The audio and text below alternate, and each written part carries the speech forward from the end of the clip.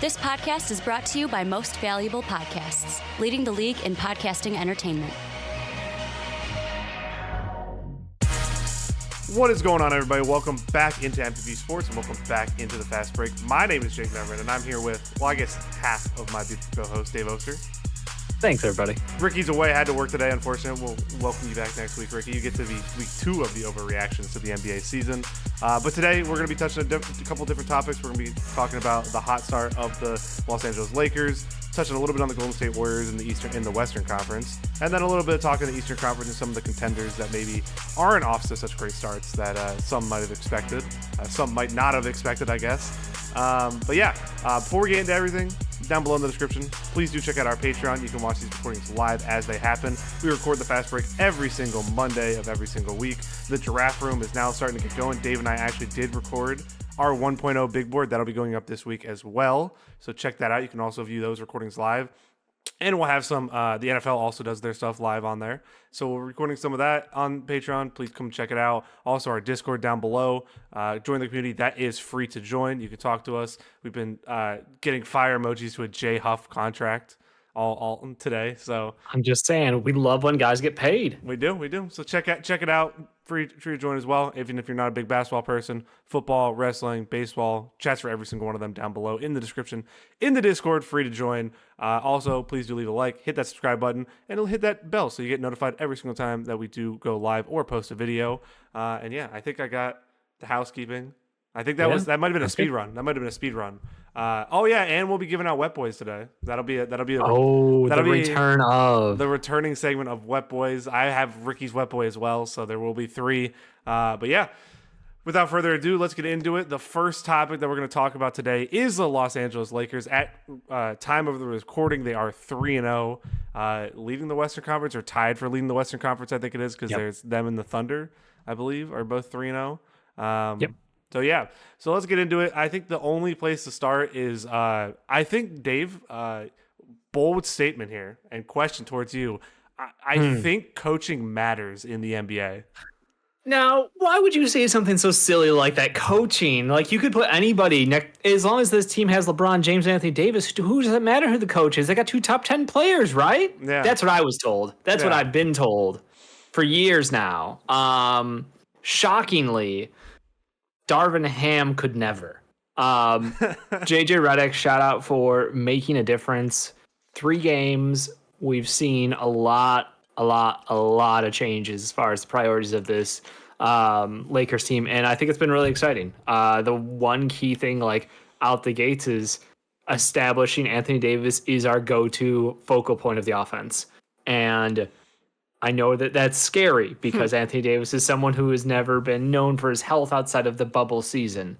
But let's be honest, this is like the best start you could possibly ask for.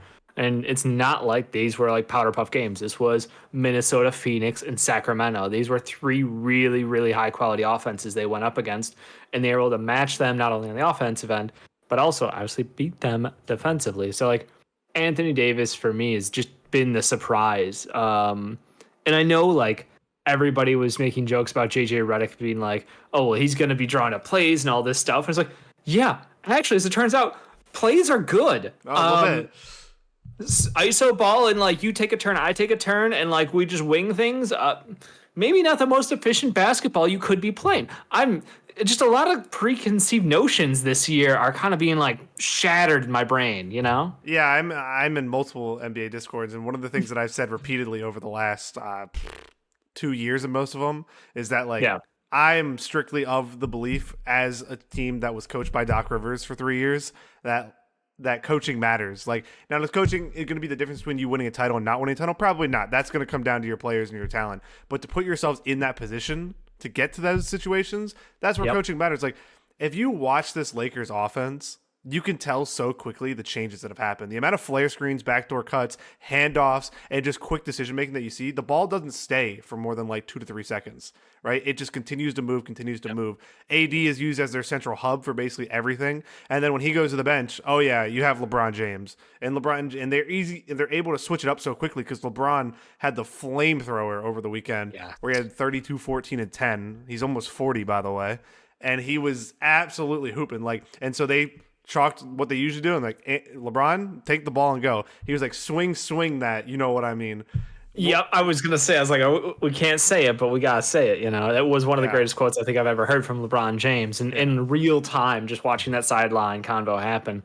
I think the fact that they're even getting off-ball LeBron James is a thing for like one of the first times in his career since the Miami Heat days. It's kind of crazy to see what they're willing to do. Really, the only drawback, and I heard somebody else mention this, or not drawback, but thing that they haven't done yet that we'd like to see is them consistently shoot more volume on the 3 ball. But again, you're 3-0. How much are we really going to nitpick on like the JJ Redick's keys to success for the game? He's clearly winning games. He's clearly talking and they're listening. And he's getting a lot of really positive results out of guys who have seen kind of midseason after midseason, for the last couple of years. So, yeah. I mean, and I don't, again, this is before they play Phoenix for the second time. We are recording this on Monday because they do play tonight. But I mean, 120 points in 2 out of your 3 games. The only question that I'll have really for them is defensively, how are they going to adjust? Because I think they are a little bit, what's the word I'm looking for? What's the word I'm looking for? Vulnerable. They're vulnerable defensively because listen, there's one glaring person in the starting lineup that's probably going to need to be adjusted. And I think we all know who it is, and it's kind of been the way. Him and his white blonde hair, whatever it is that's walking up. It was a choice. It was a choice. D'Angelo Russell is the guy that on this team just kind of looks like a little bit of a fish out of water, like when they're running their stuff.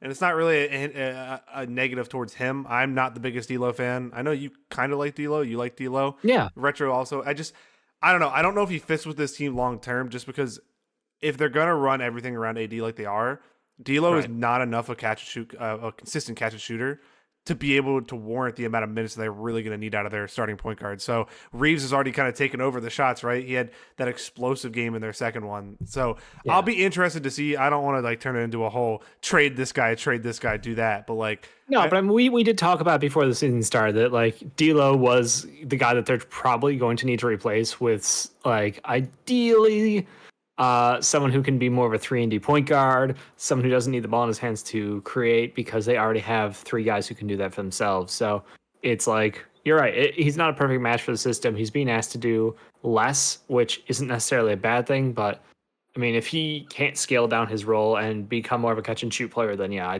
do think he's going to see less minutes and you're going to see more Gabe Vincent out there. And, that's fine. Maybe some more Dalton Connect. Like, whatever the case is, we just need to get different looks. Yeah, I'll be interested because their offense has been very, very, very good. You talked about the 3-point volume. But again, Anthony Davis did play 76 games last year. So there's a little bit of hope there. But at some point he's going to have to miss some time. It's not a he's going to get a major injury like people always like to, the cliche and generality that they love to do. But like he's going to pick up knocks and bruises throughout the season. That's what NBA players do in general. Like we see Steph's probably, we'll talk about him later, is going to miss a couple games, right? Like I'll be interested to see the variant of the offense once he's not there, if they just shift the hubbing to LeBron and then kind of adjust it there. The difference with AD is just so LeBron, okay, this is going to sound weird. LeBron is a giant human being. That's not what I'm not saying. But AD being able to see over the top of most defenses is why it's so effective right now. And the amount of I don't think you're going to see LeBron used as a high volume screener like you're seeing AD right now. So I'll be interested to see because they don't really have anybody else on that team that has a similar a similar play style or profile. I mean, we've seen Jackson Hayes come a long way in a short amount of time. Yeah, I don't know about that let's one. Let's not put that on him. Yeah, I just find it funny because I think this team will probably need either a guard adjust. It's funny because they're 3-0, but you can kind of see, listen, they're not going to be the number 1 seed in the West. They're going to start to lose games eventually. Right now, the NBA is adjusting to them and trying to figure out how to beat them, how to play against them. I will find it interesting to see what they target at the deadline. Just because we talked about D'Lo, but D'Lo could stay, and if D'Lo does stay, or if they use him in this trade, like, listen, it's been rumored for years, and I'm just gonna throw it out there that like they need another guy who can be an offensive hub, who can pass. Oh no, who can play off of other stars. I'm just saying, you're asking for the backpack? Wouldn't Draymond Green just fit perfectly on this team? He would. It would be the most LA ever. Had to. But like, it's just beyond the most obnoxious thing you could possibly do to a team is put Draymond Green on it. And I know. and we'll get to it later with what's gone on to Golden State Warriors already. But yes, I could see that happening. Rui's playing well, but that helps him, but also helps the Lakers with his trade value. So it's kind of, I don't know. It's interesting. I really do think that, yes, they could look to someone like him, especially for playoff minutes. Like, you can kind of count on him for some minutes, clearly, but in his, it's not like he's the same Draymond he was in 2016 or anywhere close to that. But yeah, I find it interesting because right now you're seeing Rui and Reeves kind of be those third guys and kind of trading off. I mean, do you expect one of them to become the consistent third guy, or do you still think it's kind of like a your turn, my turn, your turn, my turn kind of at night-on-night basis? I think it's matchup. I think it's entirely matchup. Reeves has a lot more freedom we've seen, which I think is really nice for this team. The one thing that's going to be interesting is like if they're going to let him keep attacking the hoop and getting to the line, because that's, I think, what he does best, and that's kind of the thing that makes me feel like Rui is more expendable because he is just a bigger wing, which is fine, but you could always end up you could go with like more of a spacing wing lineup and you drop in Dalton Knecht, you drop in, I don't like Max Christie. I don't think he's there yet to play any serious minutes, even though they just had to extend him with a giant contract. I mean, he got paid, but like, dude, what? Tradable. Sure. I just see them going a different way. I think Rui is the guy who's going to get moved. If not Russell, it's going to be Rui, or maybe it's a package of them for something. So, I think both are just kind of doing themselves a favor as far as good play equals good play, which means I got a chance somewhere else probably. Yeah, and I think the other thing to look at is with JJ, back to him, is that I think this is a super encouraging sign early on in his career that he's already maximizing players that people had kind of half given up on. Like Jackson Hayes has looked sustainable, and he even had I think it was their second game. He just had a fantastic game. JJ even I was watching their post game locker room speech, and he was giving him like a special like Jax, you played amazing. I was like, it's just kind of good stuff like that. The sicko stuff that we heard that he was at a car wash watching tape on the second day of a back-to-back. Like, I know Ricky is a little bit probably happy that he's not here because we're gushing lyrical about the Lakers and gushing lyrical about JJ Redick, but JJ Redick was almost my wet boy because I was thinking like he deserves the love for how quick of a turnaround it's looked like. Now, the final question I'll ask you about the Lakers, and this will probably be the interesting combos. Okay, their play's been great. It's been 3 games. You want to temper the expectations with the start, but like, has this changed your outlook on them for the season so far with how good they've looked so far? Or is it still, we both had them in the play-in, I believe. I had them advancing out of the play-in. I think you had them losing in the play-in, if I remember correctly.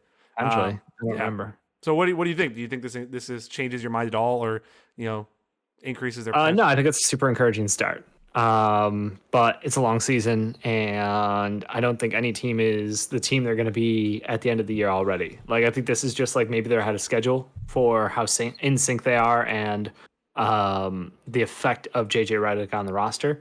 But also like the effect of like LeBron not having, the whole drop off happen yet. Like, he continues to fight age and win somehow. Nobody's done a 10 for 10 quarter while being, 40 and also having, what was it, like 5 rebounds and assists or something. It was like some insane stat that would be made up, and it would be like him and Thaddeus Young would be the only people who would ever do this thing. And of course, I don't buy in all the way that this is just we should crown them. They're going to be the best team in the West. I don't think anybody's there are some teams right now, obviously OKC, who look like world beaters, and they're not even a full team yet.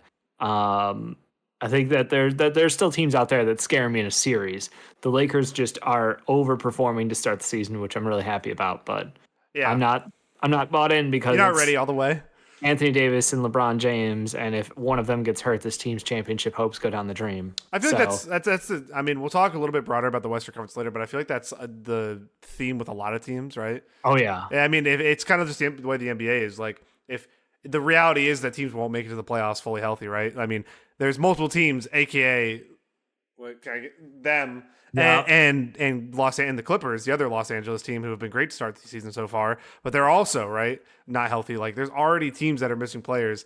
The Lakers are interesting because they have kind of like those random pop-off guys. Like there's going to be random nights where I think Dalton Knecht goes out and gets you 20-25. There's going to be random nights where D'Lo catches on fire and gets you 20-25. Yeah. Reeves already did it. Rui can get hot from three. Bronny will not be doing that.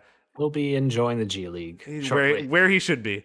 So I'm just interested. I think the start in general is so encouraging from JJ Redick. Like the fact that he's if they're already comparing him to Joe Mazzulla and asking who's a bigger sicko, shout out Joe Mazzulla for I just don't listen to you guys because in 40 years when I know none of you are going to be at my funeral anyways, so none of it matters. And I'm just like, yeah, all right. Or when he licked the court the opening night and they asked him what it tasted like and he said blood. I'm going to give the sicko award to him. I'm sorry. I think he beats it. Is there any final talking points? Anything else you want to talk about on the Lakers? Anything? No, I feel like the Lakers are impressive to start, and we'll see how it holds up. I think, like you said, the pop-off guys, we'll have to see who shakes out of there.